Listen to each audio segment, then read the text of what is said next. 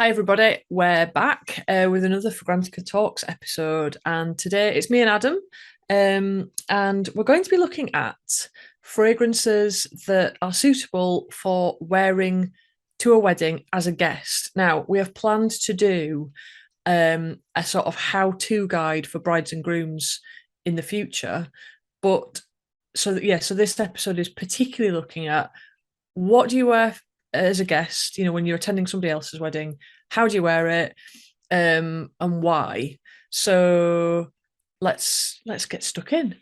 So Adam, have you been to any weddings this year? Has it been a heavy wedding year for you, or has it been a light one? It's been a light one in terms of being a guest. To pull back the curtain a little bit, you had mentioned a moment ago that we'll be doing a kind of follow up to this. It's because I'm about to get married in September. At the end of September, my fiance and I have been engaged for well over a year now, and we've been working hard to plan our own wedding. So it's on the brain. But I will admit, a couple of years ago, well, a little bit before the pandemic, um, my fiance and I had this year where it was all weddings all the time. I think we went to, within the course of a little over a year, we went to at least 4 or 5 weddings. I think everybody has that. They have one year where they go to a million weddings.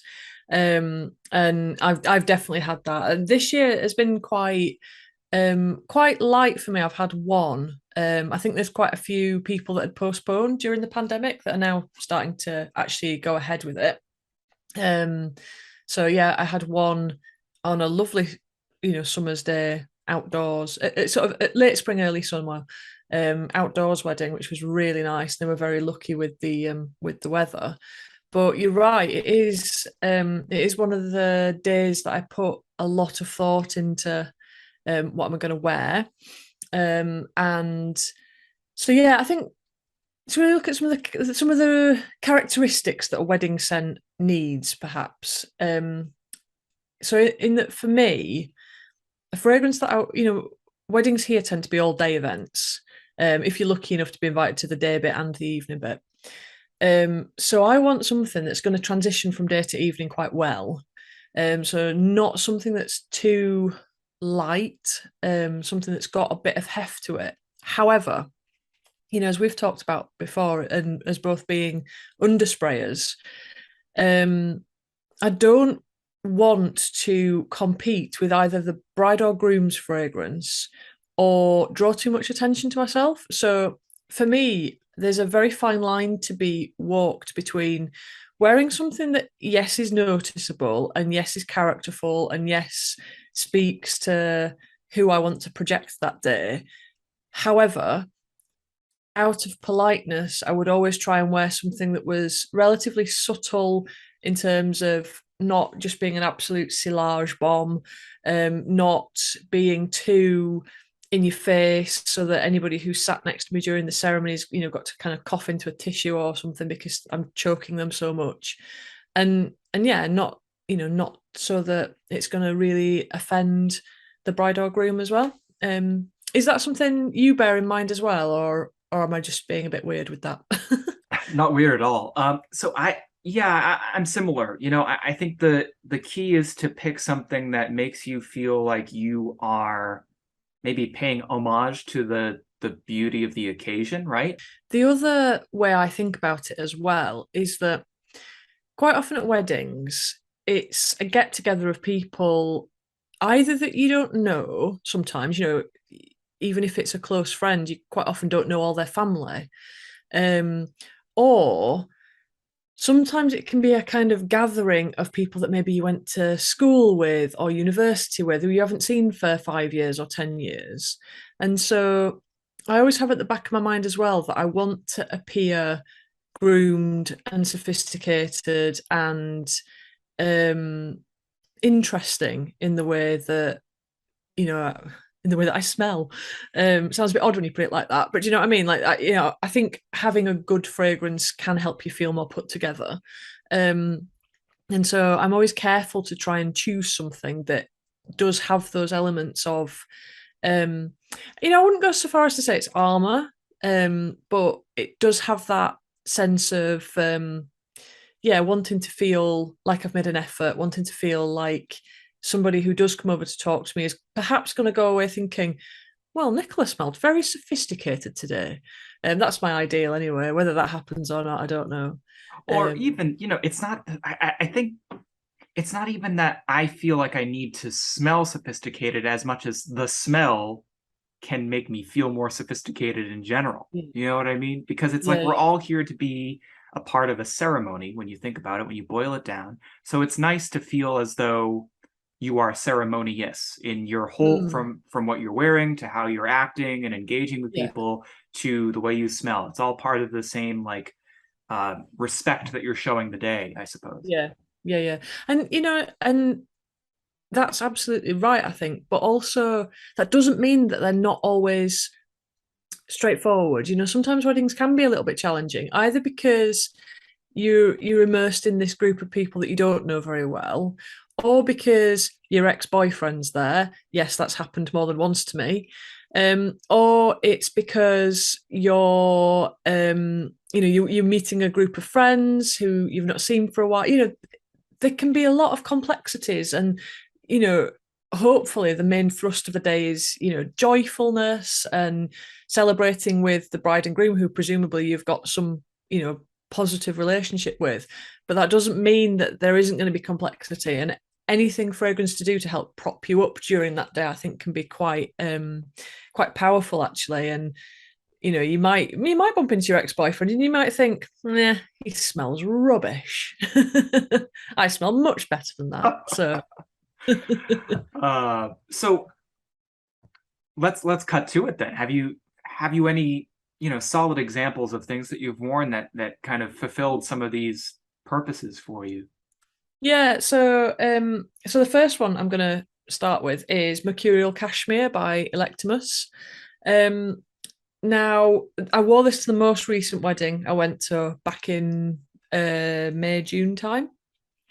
And I picked it because, it is a big scent. It is. And I get away with it by not wearing too much at once. But it's quite a sweet scent, but it's very sophisticated. It's very elegant. And it's called Mercurial Cashmere. It has this cashmere like feel when you wear it. So, when you've got your posh frock on, it's like putting a cashmere stole around yourself, as that comfort, warmth, protection, elegance. But it has that sort of sumptuous, precious, kind of tone that you were talking about, that sort of um I wouldn't necessarily say it was reverential, but it feels like a precious fragrance, and it feels like the sort of fragrance that you put on for special occasions. And it has that sort of level of just sumptuousness and elegance and pleasure to wear that yeah, I really enjoyed wearing this actually for a wedding, and it transitions beautifully from day to evening. In the day, it feels a little bit lighter. It feels perhaps the tuberose comes out a little bit more.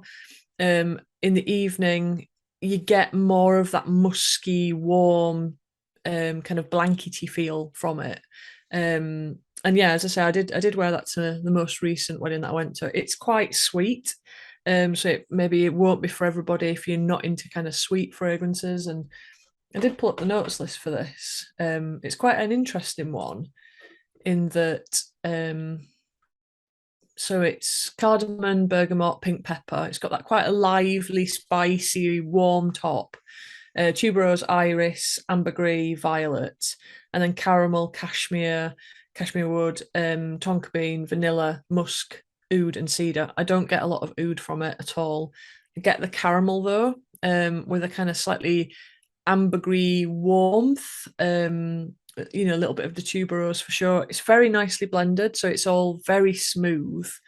And yeah, overall, I just think it fits the brief for me. It has a lot of those characteristics that we've been talking about, and it's definitely one that does make me feel put together, does make me feel sophisticated and groomed, and like I've actually made an effort, which is nice. I suppose there's something that could be said about just choosing something that is fougere-like or eau de cologne-like for a wedding, although obviously eau de colognes have a little less longevity, traditionally speaking. If you're really committed to it, I mean, you could always carry a little vial of something around with you. But I like what you've chosen there because it sort of hints at something a little bit more opulent. And I feel like there's Yeah. something kind of fitting about that with a wedding. Yeah. I think, yeah, I think a fougere is, I don't think a fougere is really a bad choice ever for anything. I'm trying to think of an occasion where a fougere wouldn't work. And I can't think of one off the top of my head. Well, especially if the Um, weather's still a little cool, like if it's like a early to mid spring kind of wedding or a early to mid fall kind of wedding. Ours will be in the fall. Um, then something like like an ambery fougere, not necessarily like a barbershop or not necessarily like a um, aromatic fougere, but something more in like that slightly yeah. more powdery, musky, ambery category. That could Mm. probably be a great fit. Yeah, and I also think a barbershop fougere for when it's warm and sunny, when it's, kind of UK level warm and sunny. I notice in Italy a lot of very well put together men in suits have a kind of fougere type scent on. And it gives them that crispness that that kind of I've just stepped out of the shower, even though it's 40 degrees, I'm cool and not at all perspiring, which I think is really nice. I think when you might be dancing and you might be having a drink or you might be in a warm venue, depending on where you are, it might be a warm time of year. A fougere is an excellent choice. So, do you have a fougere amongst your recommendations? Kind of. Yeah. So, and this is something that I do remember wearing to a wedding that was slightly warmer out. It's a fragrance called Five, spelled out by Bruno Fazzolari. The word five. It's sort of a fougere in a way. I guess it's a little bit more closely tied to like the eau de cologne category, but the thing that kind of separates it from a traditional eau de cologne in my mind is just that it seems to last quite a bit longer and it has a little bit more complexity and a little coumarin in the background, which I think kind of skews it into that, you know, fine line between the two categories sometimes. It's a very simple lemon, orange, rosemary, petitgrain, and woody notes, and that's about it. And that note list basically perfectly describes this perfume. Mm. It's a very kind of old school masculine kind of thing to wear. Um, I think it could be very easily pulled off by anybody who just wants something citric and refreshing with some woody backbone. And it's great to wear in, like I said, sort of the warmer wedding days, summer weddings. I think it'd be perfectly suited to. It's Mm. very put together. Something that I think is good about it is that because it lasts a decent amount of time on the skin with some decent projection, um, the beginning is a little citrus candy, and I'm not a big fan of like citrus candy kinds of smells. I like citruses. I don't really like that kind of. Do you know what I mean? There's almost like a cereal quality about it sometimes with some Mm. citruses. I don't know if sugary cereals were as um, popular when you were a kid as they were here in the States when I was a kid, but sugary cereal was everywhere, and sometimes there was like I don't know if there was any kind of citrus flavor of that, but there's something about some citrus accords that at the very first moments of after spraying it, it kind of gives you that like food product kind of smell for just a Mm. moment. I'm not a huge fan of it when it's used that way, and there is something slightly like that, but it's just at the very beginning of the perfume, and then it kind of quickly settles into something that's a little bit more of like that middle of the road, kind of well blended, relaxed, but also like piquant and delightful kind of citrus about it. And so it's great. I really recommend it for any kind of warmer weather, wedding occasion, or even something like, a rehearsal that takes place in the afternoon, right? The day before. great time to wear this as well. So yeah, it's something that I've worn and had success with, and it seems to last a little bit longer than those like refreshing, make you feel clean kind of scents typically do. So I would start there. Yeah. Yeah, and it sounds like it would be the sort of fragrance that, like you say, a lot of different people could pull off. You know, if it's fairly easygoing and easy to kind of wear, you maybe don't want to start with anything too big, too offensive, too sort of aggressive. Perhaps it sounds like it sounds like a good one. It also sounds like the sort of fragrance that you could probably wear to the office quite a lot. I Or have and do. Yeah, yeah, absolutely. I don't want to do a disservice to it though, because I did describe it as old school masculine, and what I mean by that is its structure borrows from that. But the way it actually behaves on the skin, there's like a saline quality to it as well that kind of skews it more minerally and more unisex than what I just said might lead you to believe. So I definitely want to stress that this isn't going to smell like the classic white dad. You know what I mean? It's a little bit more complex than that. yeah, yeah, great. Um, I can imagine it. I can sort of imagine the sort of person that I'm sort of conjuring up in my mind wearing that to a wedding, which is always quite a nice mental picture to get. The sort of person that you wouldn't mind being sat next to because they've probably got some quite good chat over dinner, and they're not obnoxious and gonna, totally choke you out with their bomb of a fragrance. I definitely. I mean, rosemary has a funky quality to it. One that personally likes to will definitely inspire chat in me. I love the smell of rosemary, but I will admit, the handling of herbs in this fragrance is very low key. Rosemary has that kind of camphoraceousness and woody quality that some people find off-putting, and that's not necessarily here in Five by Bruno Fazzolari. I should mention Bruno Fazzolari now goes by a new name of his house. I think it's Fzotic, Fzotic. Oh, is Winnie kind of cracking in there now? Yeah, that was Winnie. That was Winnie opening the door. Nice. She's It gonna wasn't conjure. a ghost opening the door. I just want to make that clear It's my for our viewers. poltergeist. The My pet's perfume, the poltergeist. perfume poltergeist. Hey, that's a great Instagram handle name for future reference. If anybody wants to take that, it's yours. It's Uh, Winnie's actually. it's Winnie, yes. So no, yeah, Rosemary's tough. I know there's some people who kind of have something against that note. Don't worry, it's a very low key, kind of in the back of the blend treatment here. And I like that about it too, because there's a time and a place for like these really woodsy, aggressive, big herbal bombs. And then there's a time for just like adding a sense of the garden to something and not Yeah. necessarily putting your face into the plant. Yeah.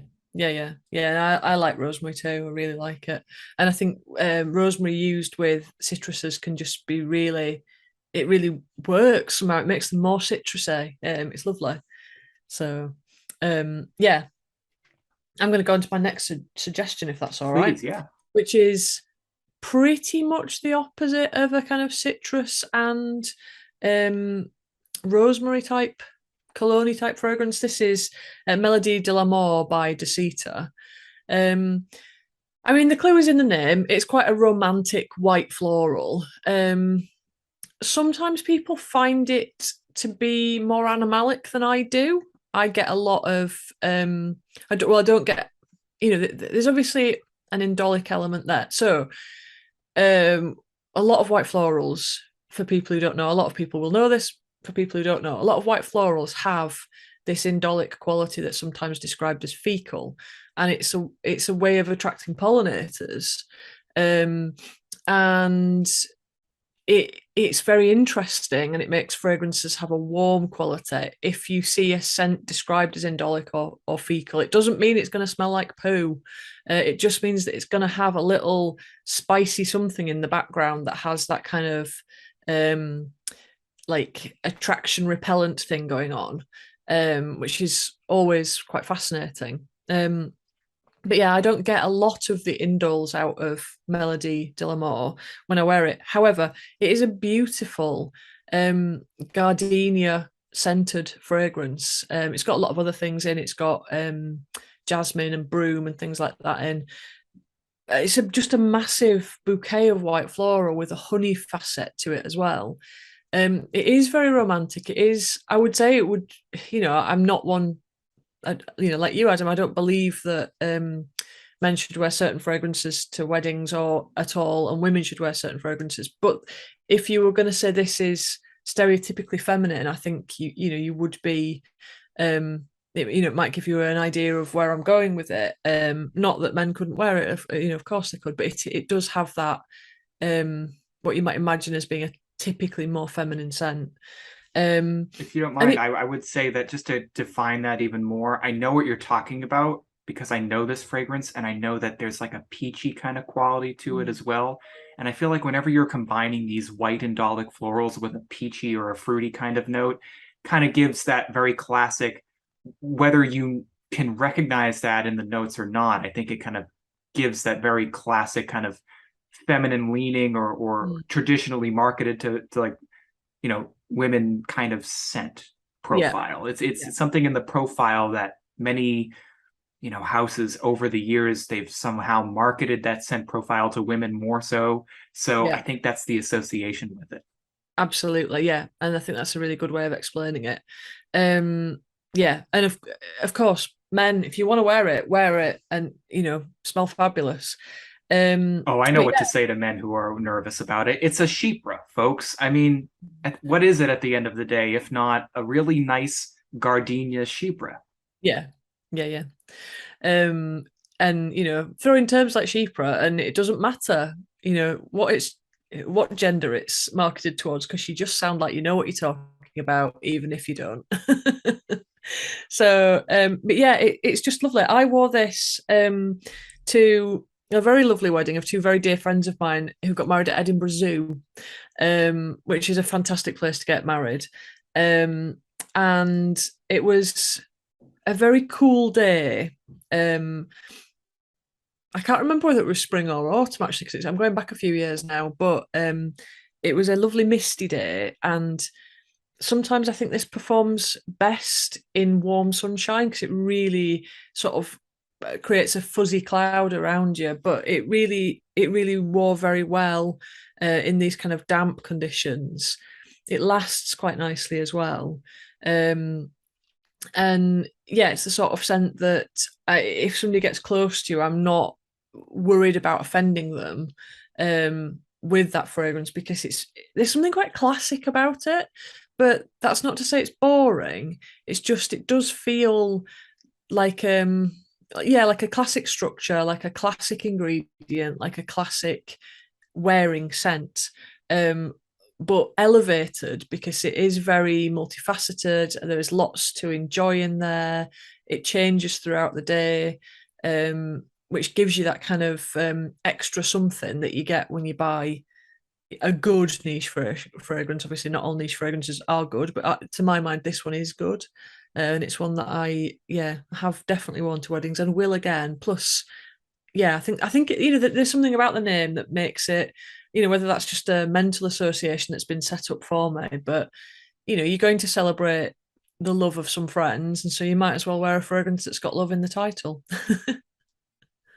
Well, so building off of that, I think what what is a classic symbol of a wedding and of love, I think in terms of fragrant plants, definitely the rose comes to mind. And Mm. it's sort of a tired and sometimes cheesy comparison or symbol, but I do find myself thinking about rose fragrances just because some of them can be very um, just surprisingly delicate, but Mm. also very they have a certain like air about them of importance.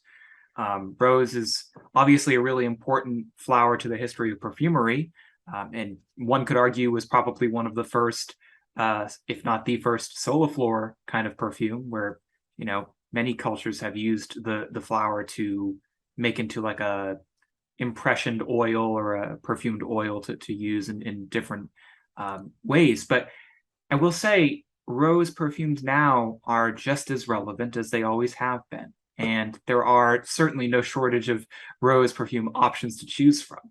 Something that I have worn to a wedding before is Atelier Cologne's Rose Anonyme. Mm. Rose Anonyme strikes me as a very capable perfume choice, particularly if it's a little bit cooler. But I mean, your mileage may vary depending on temperature. I find it to be perfect for like a more a fall type or an autumn kind of temperature occasion, just because it's a little bit cooler than the summer, but it's not cold.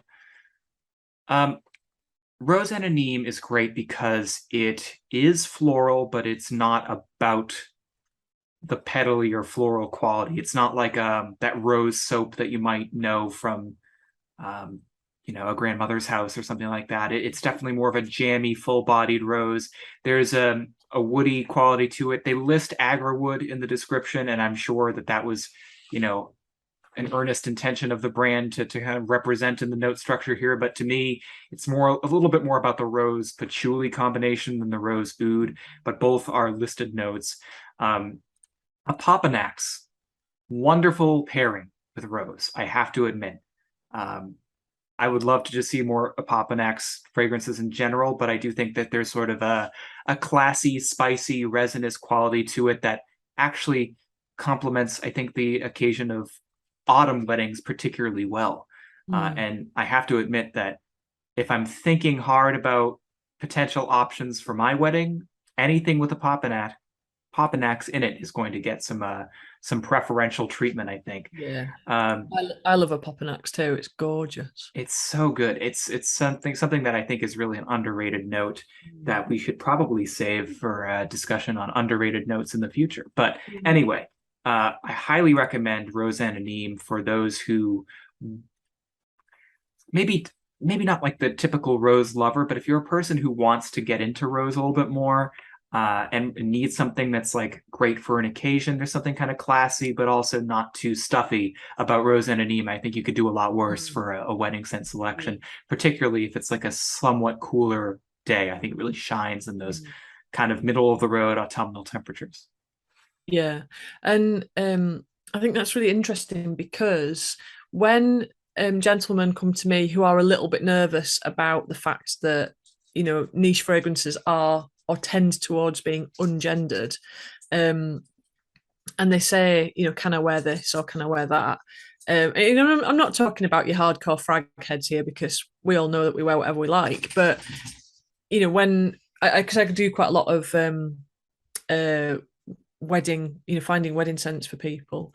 One of the things I say to men who are nervous about wearing florals is start with rose, because I actually would say I probably prefer to smell rose on male skin than female skin, or on myself. I think there's something deeply classy, deeply elegant. Come on then, come on. Sorry, when you wanted to get in on the act. Yeah, deeply classy, deeply elegant about rose. Timeless, not not necessarily traditionally feminine marketed. It's strong, it's beautiful, and it's very classy and elegant. So I think wholeheartedly get lots of men wearing rose because it's great. And it doesn't, yeah, like you say, it doesn't have to be powdery, it doesn't have to be soapy. It can be, it can be jammy, it can be kind of deep and dark, and yeah, there's lots of rose can be many, many things. A friend of mine always says to me, "Oh, I don't like rose fragrances," and I'm like, it's just because you haven't smelled the right one for you yet. And I think there is a rose out there for everybody actually. It's just making sure you find it. Absolutely. I mean, again, rose has only been used in perfumery since the beginning of perfumery, right? So, I mean, there's no shortage of options to choose from now. And maybe that's another podcast episode in and of itself, exploring rose in a more deep dive kind of way. But you could do a lot worse than Rose Anonyme or rose in general as a place to start in terms of selecting a fragrance for an occasion like this. Yeah. Now, I'm curious, it seems like we're getting a little darker. It seems like we're getting a little heavier in our scent selection. Is your next choice a heavy selection or a lighter or something in between? No, I'm going to wind it back. So my next one is Verano Porteno by Frassai. And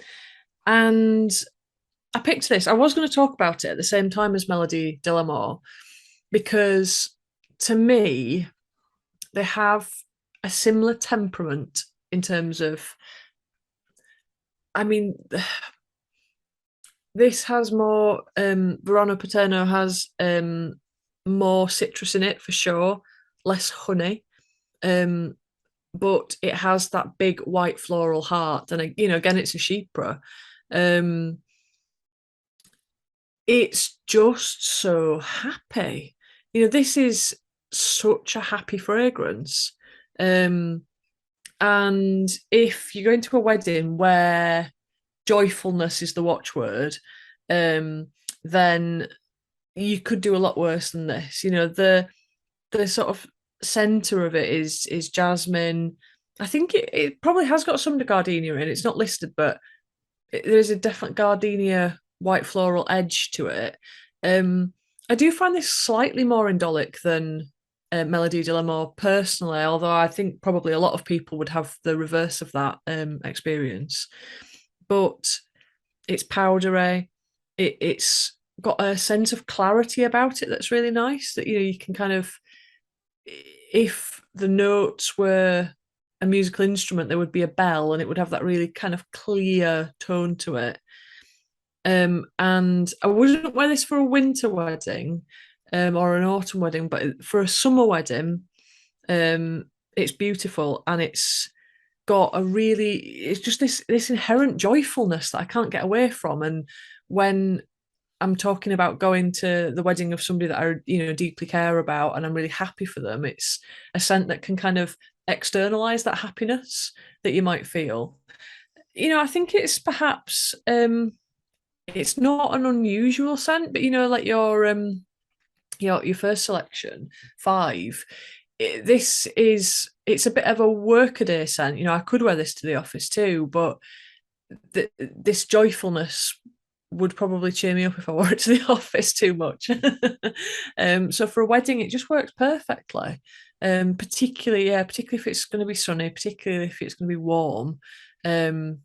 And yeah, to me, it's a great scent, and it's a really nice fragrance. I would perhaps take it on holiday as well. It's a good holiday fragrance too. So yeah, not totally out there, but just a really good, solid scent. I can't say I've smelled this one yet, but your comparison to Melodie de l'Amour intrigues me. I definitely wanted to say that Dusita choice that you made was really excellent, and I think that there's something very classy about all of Parfums Dusita's fragrances. Yeah. So, classy is maybe too broad of a word to do justice to how I feel, particularly about Parfums Dusita. I just think that everything that Bizarre makes is just, full of personality and just sort of bubbling over with like this idea of being kind of suave. I don't know. I think she has a way with the materials in that respect. So if this Frassai choice is anything like that, then it's definitely worth a sniff. Yeah. Of course, the perfumer for the Frassai one is Rodrigo Flores Roux. So he's very well known perfumer, very solid back catalogue, and does very nice things, I think, with this kind of structure. So yeah. And the Dusita one, all the Dusita fragrances, like you say, they've got, to me, a kind of vintagey inspiration, which is nice. And I find that quite interesting too, because I don't think of myself particularly as being a vintage scent lover, but these are sort of vintage and then updated. And yeah, just very nice, very solid scents. So what's your next pick? Well, this is, I think, my kind of crown jewel pick. I think this is sort of something that I really connected with when I wore it to my best friend's wedding. And I ended up choosing Jubilation 25 from Amouage. And I don't know where I got the idea to do this. I think I was spending a lot of time thinking about all the samples that I had, and could I bring any of those samples on this trip to this wedding? Because this wedding was a couple of states away for me. So, I needed to choose something that I felt was easy to pack and that, came in a very secure packaging. In this case, I happen to have a sample of it that was in this like metallic like sprayer, a decanted metallic sprayer. So I felt like it would travel very safely. Mm. It was cool inside, thankfully, somewhat air conditioned in the venue for most of the night, but it just kept on like wafting this like golden quality that fit the happiness and the mood of the room very well. Has that bit of like a blackberry spice note up top, which is just pleasing and fun, but that doesn't stick around for too long. It kind of morphs into this combination of like spicier, like deeper, spicier bay leaf, clove kind of notes, against something a little lighter, like there's the note of celery seed and another Apopanax fragrance, actually, now that I mentioned it. Mm. There's a patchouli note. There's like a very light kind of almost non-committal take on oud. I'm not the biggest oud fan, so it works out well for me in that regard. I wouldn't expect oud lovers to think of this as like a serious oud perfume. It's just sort of a note that complements the rest of the notes. But there's like this combination of like a honey note, kind of like the lighter take on honey that you might see in that new imaginary author's perfume, Fox in the Flower Bed. Honey is treated really lightly in this fragrance, and it combines really brilliantly with like a myrrh kind of resinous note. And between that, the patchouli, the Apopanax, the cinnamon, and that little blackberry kind of frankincense sparkly top, it's just amazing. It just really fits this like mood of what's something that is serious enough to be appropriate for like this semi-formal occasion, while also being fun and like radiant and happy and not too serious. And that is Jubilation 25 to me. Yeah, sounds perfect. And it is further cementing your kind of identity as the secret Amouage super fan that you are. Yes. Oh man, we've that's funny. I hope anybody who's been watching these Fragrantica talks gets that reference. Yeah, no, we've talked a bit before about my back and forth feelings on Amouage. I don't know how I it's sort of a chaotic house to me. I don't know whether to how I feel about them at any given moment. It sort of violently rocks back and forth, but yeah, man, they really they struck gold with Jubilation 25. I will sing its praises forevermore. Yeah, and it's like you said, Bertrand Duchefort, when he's good, he's very, very good. I don't think he's always given necessarily the remit or the brief, but when somebody, I certainly houses that work with him so well seem to really draw out the best of him. Sometimes he phones it in, as we all do at some point, don't we? But when he's really pushed, I don't know. There seems to be some magic that happens. There must be some sort of chemistry between him and the brand owners that really makes him excel. Because yeah, when he's good, he's so good. He really understands these notes like molybdenum or frankincense, otherwise known, these like incensey, darker, resinous notes. He really just sort of understands them very well. Mm. Something that's interesting about the note pyramid, or at least the listed note pyramid from Amouage, is that they put labdanum at the top, which, if you know anything about that material, it's typically regarded as a base note because it sticks around for a long time and it has this presence deeper into the wear that tends to kind of come out the longer the fragrance sits on the skin.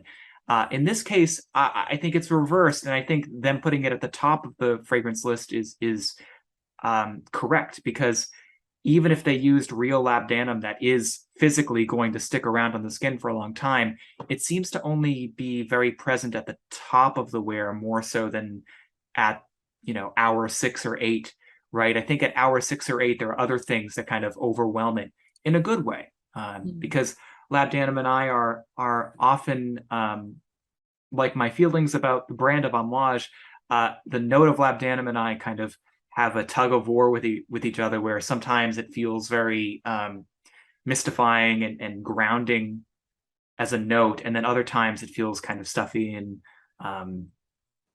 a little too overwhelming for me. I don't know Mm. why I have this relationship with labdanum. It's a classic material, a really important one, but I like that Bertrand has sort of like played with these materials a little bit, such that things that you would expect to be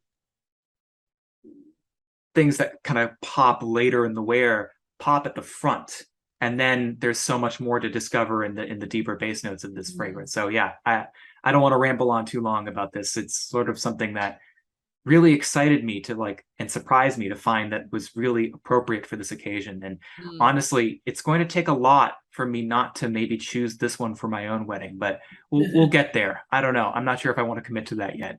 That's for part two. That's part two, yeah. So I think that's three each. Have we got some honourable mentions that we'd like to give shouts out to? Certainly. I have a couple.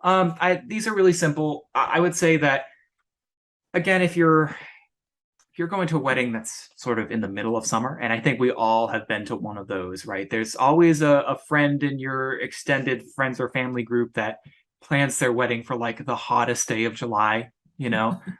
I've been to one of those, and it was beautiful. And I as a heat-loving individual, had no qualms about it. But I must admit, I think everybody was a little sweaty. And so choosing something for that, especially where this one was an outdoor wedding, was interesting. I went with Creed's Royal Mayfair, another house, Creed, that I have sort of a seesawing opinion about. I think many people feel that way about them. They're sort of up and down. But they really, to me, they struck gold on Royal Mayfair. I think it's a really brilliant, like shimmery summer cologne-like perfume that actually doesn't rely on citruses entirely. It's more of a eucalyptus minty floral. And it's like this really refreshing sheer bouquet of just like uplifting smells that kind of settles into a really kind of classic white musky base. And that's fine. That's all it needs to do. That's all you want it to do. But it has like that kind of shimmery, Hedione like sparkle throughout the perfume that makes it brilliant as a statement making wear that sits a little closer to the skin and kind of sticks with you and makes that very small but present personal cloud that we were talking about at the beginning, that's kind of favorable in these like close quarters types of events. Yeah. Any more honorables? Yeah, I would say let's do the opposite of that, right? Like I just described a wedding where it was in the middle of summer. It was really hot. It was sort of outside and therefore a little less formal, I think, because it was under like a nice tent. It was by the seashore, very beautiful, but it wasn't that like, very classical, have it in the church and then you have a reception like 30 minutes away in this big banquet hall or like a golf club or that kind of thing. For those like really formal occasions that I think you kind of want to match like the opulence of it. I don't know if you ever have been to like maybe a more wealthy friend or family member's wedding, right? People who have a little bit more money to toss around and they put on this big production and it's very formal, very classical. For one of those kinds of weddings, I think something like Caron's Narcisse Noir might be a very interesting pick. It has that really like sandalwood, vetiver, heavy, classical base, and it has that really brilliant like floral heart that is like very classical and very kind of old school.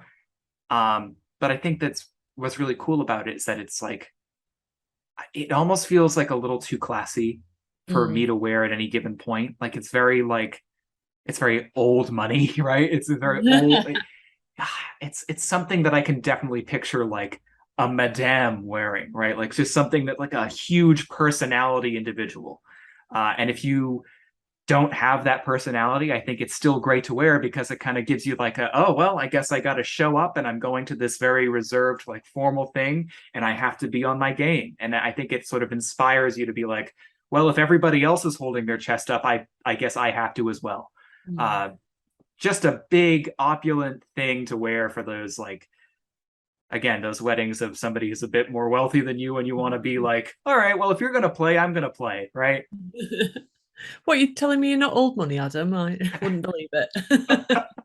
Well, yeah, I mean, it's funny. I mean, I think we all kind of wear perfumes to do something once in a while, right? Like I like perfume for the art, sure. I like finding out about these new synergies that I never knew existed, right? We all like to discover what the new next thing is, but sometimes, once in a while, you might also want to wear something because it puts you in a mindset, right? It kind of prepares you for what you're going to be around. And if you are going to this thing where you might feel a little bit out of your depth and you want to impress, I don't know, there's something about Narcisse Noir that kind of speaks like kind of old badass to me, Yeah, yeah. you know?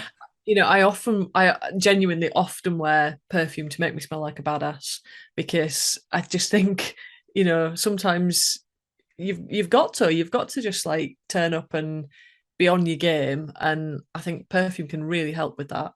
Maybe not necessarily like an old money badass because I haven't got any, but just a badass, yeah. Xena warrior princess type badass. On that note, are any of your honorable mentions like that, or are any of them badassery, or are they a different kind of thing altogether? Well, so I've got a couple as well. So I wanted to pick something, and really I should have put this in my main selection, but I wanted to pick something that I like to be a little bit subversive. I like to be a little bit naughty sometimes, and I like to pick things that are going to make people kind of go, "Oh, that's nice. What?" And so Los Angeles by Gallivant. Oh, that's Uh, interesting. it's a really good one because Nick from Gallivant describes it as a neon floral, which I completely agree with. It's got quite a fruity opening, and then it has this big floral heart. And you might think, yeah, so far so Melodie de l'Amour, so far so Verano Porteno. However, the thing that really intrigues me about Los Angeles, and which I go back to, is it has this mucky quality, this like dirty, because LA, which I absolutely love LA. It's such a fun city. Um, it has these, beautiful, almost tropical flowers right next to a massive concrete, stinky freeway. And it'll have this gorgeous beach with this dirty truck driving right alongside it. And what he's done is really capture that duality, that, oh, that's lovely, but then he spiked it with this mucky feel, this dirty, seedy kind of gasoline, like grime. And when I say that, it sounds horrible, like who wants to smell mucky? But actually, in a way, to me, it makes me think of the way that indols function in white floral bouquet compositions, in that they give them that interest, they give them that sass. And I think Gallivant have done this really, really well in that they've got this, oh, I'm a lovely fruity floral, but then there's this like lurking dirtiness about it, which you kind of you're so intrigued by, like you're so attracted by.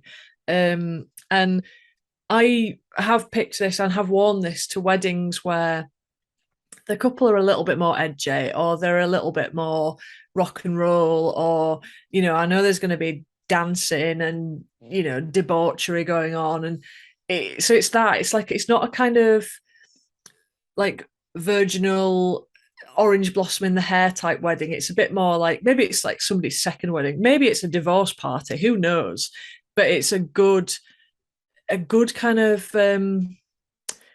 like a sort of, yeah, like it's a sort of scent that you wear when you want people to be a little bit on their toes about what you're projecting. They're not sure whether you're sweet and innocent or you're the mucky freeway. I That's completely lost brilliant. it. I definitely love that we've really covered a spectrum here today, haven't we? Like Yeah, there's yeah.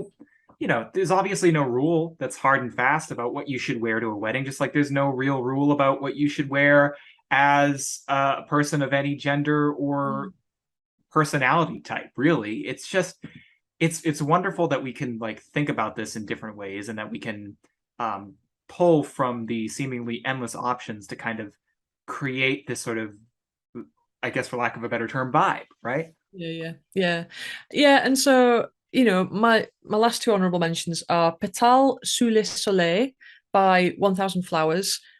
much more friendly, much more sunny. Petals in sunshine, lovely, sun cream vibe, beautiful scent. And Les Fleurs by Maya Njie. Just because it's such an easy way to wear this kind of fruity floral. It's got a kind of fig leaf in there, with all these flowers, and they're much friendlier and much easier, and you can just chuck them on. I also like, particularly the 1000 flowers. Look at that cute little bottle, which is just going to go in your handbag absolutely perfectly, and not, it's not going to leak or anything. It's not going to weigh you down. You could keep that in a pocket book, in any mm, kind of receptacle. It's just so small and convenient to carry around with you. Yeah, and it's got a real, like, the lid's really secure, so you can just, it's not a particularly long lasting scent, but you can just chuck that on all day and it's not going to be an issue. So yeah, like I think range is really important, and it takes us back to what I was saying right at the start about how weddings can be joyful, and you're primarily there to celebrate the couple with whom you've probably got a positive relationship, but it doesn't mean that they can't be challenging. And I think it's really important that if you are going to a wedding, don't feel you've got to crowbar yourself into the kind of virginal orange blossom in the hair type scent. Wear something that is still polite to the other guests, but that has that, kind of subversion to it, that little, like, yeah, I'm a bit of a badass on the side as well. So yeah, I think it is important to have a range, and I think it's important to pick, like you said, in reverence to the couple, and to hope that they'll enjoy what you've picked. And yeah, you can all have a jolly old time, and maybe a drink or two and a bit of a knees up. Well, so it's like, rarely does the bride and groom, whoever's getting married, do they have a lot of time to like speak to you directly, unless you're like in the wedding party or something. I feel like they don't, the people getting married, they just don't always have the time to speak directly to you for a long period of time. So if you're going to wear something that you feel brings out the mood that you want to project for those brief moments that you'll probably have with them, right? If it's all about them and if it's their day, wear something that you know is going to put you in the mood to bring the type of energy you want to bring to this type of occasion. Absolutely. Yeah. Definitely do that. So Yeah. what do you think? What can people look forward to for our second part of this discussion? So for the second part, I think we should, and we will, take people through how to pick a wedding scent using Adam and Shannon as a bit of a case study. So I have a method that I give people, which, is probably more common sense than anything, to pick both a wedding actually and a honeymoon scent. Now, I can hear frag heads in the background recoiling in horror at the thought that you may only have one honeymoon scent. However, trust me, it's a really good idea. So we'll go through the methods that we deploy in order to pick a fragrance with somebody who's getting married, and then we'll look at, depending on whether we do this before your wedding or after, we'll look at what you're thinking of wearing or what you have worn. And we might even have a special guest who wants to come and talk to us as well about how that impacted them.